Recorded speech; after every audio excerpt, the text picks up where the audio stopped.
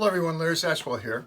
Today with some finishing tips. I recently, as in a few minutes ago, finished Kate's step stool. So now it's time for a finish. I'd much rather build something than put a finish on it, but that's part of woodworking. So here's the way I'm going to put a finish on this stool. As any professional painter will tell you, the finish is only as good as the surface you're putting it on.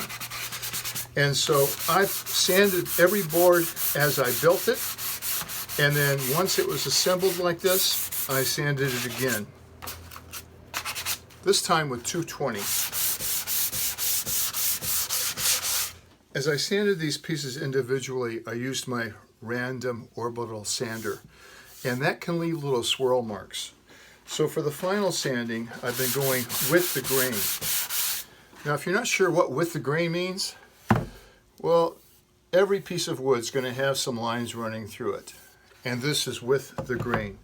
If I were to go cross grain, it would remove a lot of wood and create scratches. So going with the grain here helps eliminate those scratches. It's important to go through all the grits.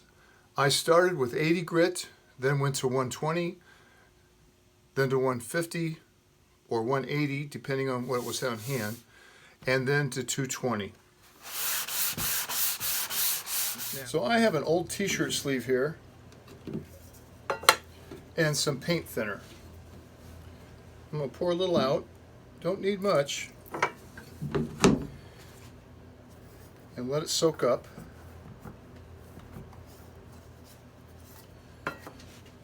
Then I'm going to rub it on the wood.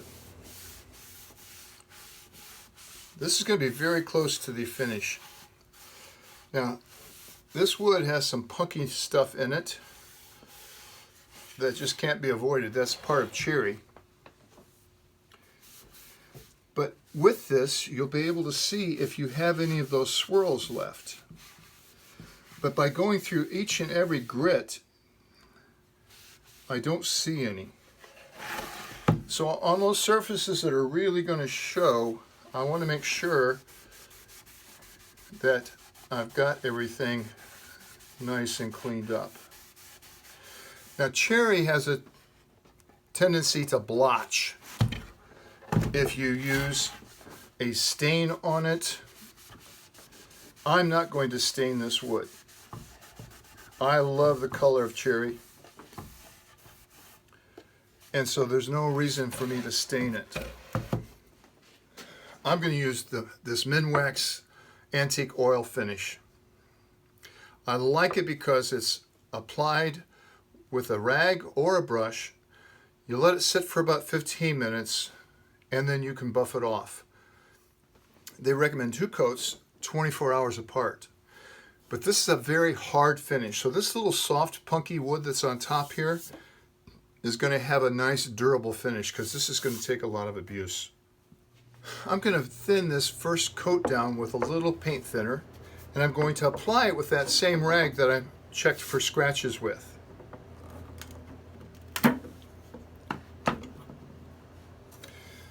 So I'm just going to pour a little bit in a can. I don't want to thin down the whole thing. It's not going to take a lot.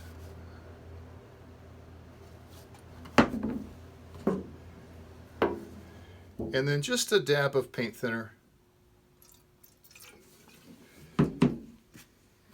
That's probably a 1 to 2 mix or less. I'm going to start on the bottom because it's important to treat both sides of the wood, in my opinion, so that you don't get any cupping. The bottom is only going to get 1 coat. And I'm going to use a brush because there's some hard places to get into right here.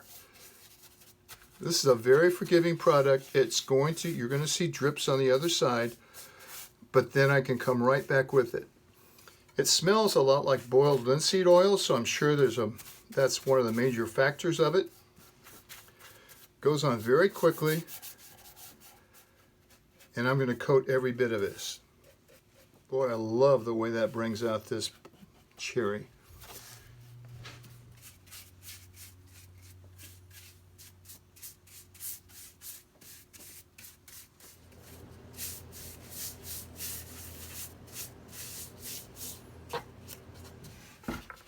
Here's that blotchiness I was talking about, and that can happen, and it looks really bad with stain.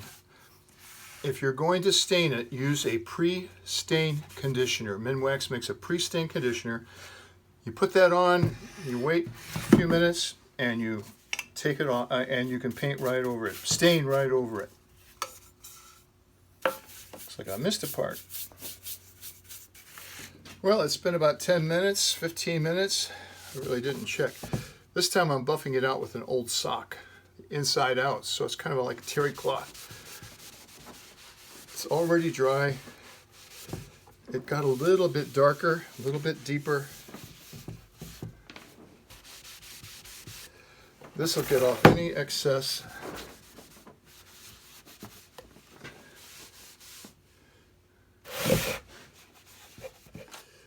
Now the beauty about this finish is that if you do see a flaw, you can fix it.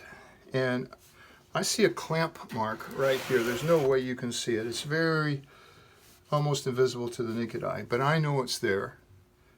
So I'm going to rub that out.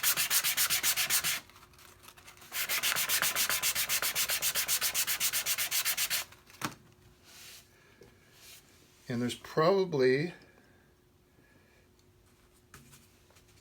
enough in the crack of this can down here to fix it. Sure enough. That's why this antique oil finish is such a forgiving finish. I'm going to give this at least one more coat. The more coats you give it, the more luster it will have. So I'll wait 24 hours and put a new coat on. It's been 24 hours, so it's time for a second coat. I'm not sure the camera will pick this up, but I see some little drips right here. This second coat will be very forgiving. So this part that didn't get wiped off well will just melt again and blend into the rest.